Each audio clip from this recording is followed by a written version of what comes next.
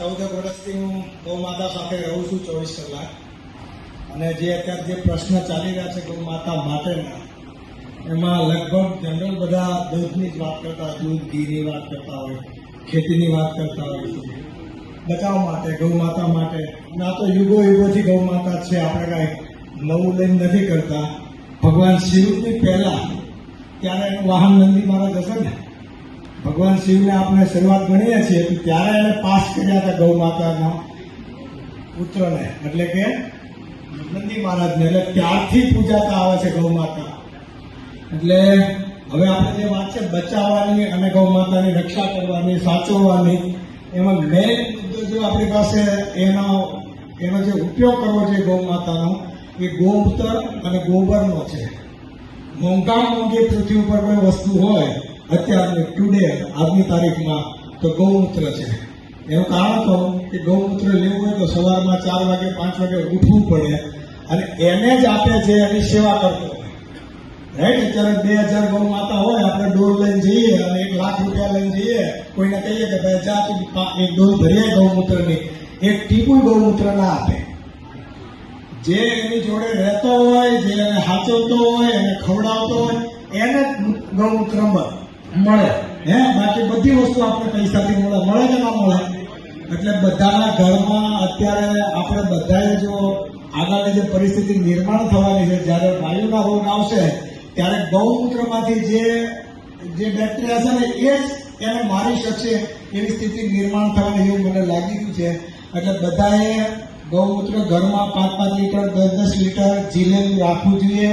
ભવિષ્યમાં આગળ જતા કામમાં આવવાનું છે, 100% કામમાં આવવાનું છે. માણસ ગૌ માતા સિવાય કોઈ પણ જીવ પૃથ્વી ઉપર ઉભો થાય એટલે નુકસાન પહોંચાડે. ગૌ માતા એક જ એવો જીવ છે ઊભું થાય એટલે ફાયદો જ ફાયદો.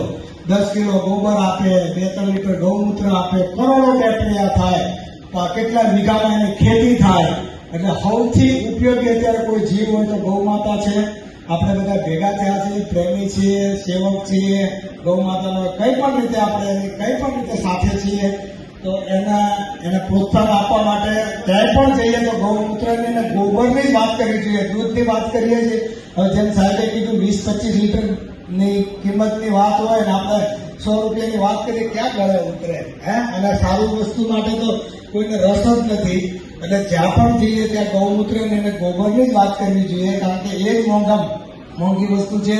એ કોઈ આપી શકે એમ નથી, કોઈને મળે એમ નથી. એટલે ગૌમૂત્ર બધાના ઘરમાં રાખજો. આજે નહીં તો ગમે ત્યારે એની જરૂર પડશે.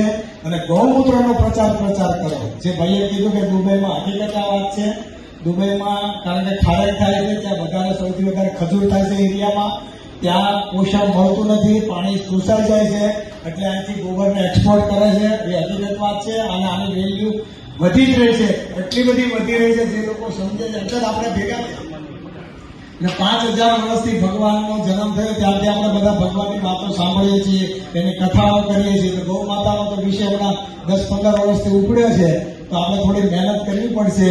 પણ લાગેલો રહેજો. બધા થાક લાગશે, કંટાળો આવશે, ગાંડા ગણશે, રૂપિયા જશે, પણ આ વસ્તુ કોઈ નહીં કરી શકે જે આપણે અત્યારે કરી રહ્યા છીએ. ગૌ માતા છે, રાખી રહ્યા છે. પ્રફુલ્લ કાકાએ મને 14 વર્ષ પહેલા ગાય આપી હતી. આજ મારી પાસે 29 ગૌ માતા છે. મારું નામ વિજય પરસાણા. 24 કલાક એની જોડે જ મૂકું છું ગૌશાળામાં, રૂમમાં નથી મૂકતો. ગૌ માતા સાથે જ રહેવાનો આખો દિવસ. કઈ રીતે ઉઠે છે, શું ખાય છે, કઈ રીતે પ્રેમ કરે છે, એનાથી આપણને શું ફાયદો થાય છે. અને જે લોકોને મરવાના વિચાર આવતા હોય, દુઃખી હોય, ક્યાંય એનો રસ્તો ના દેખાતો હોય, તેને કહેવાનું કે તું રોજ ગૌશાળામાં આય ભાઈ, ત્યાં બેસ. એવા મેં ઘણા બધા લોકો પર એવા ટ્રાયલો કર્યા છે. ગોબરથી, ગૌમૂત્રથી લોકોના સાજા કર્યા છે.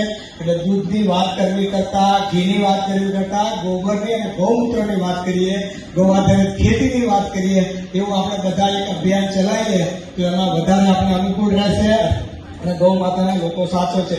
જય ગૌ માતા. ખૂબ ખૂબ આભાર વિજયભાઈ.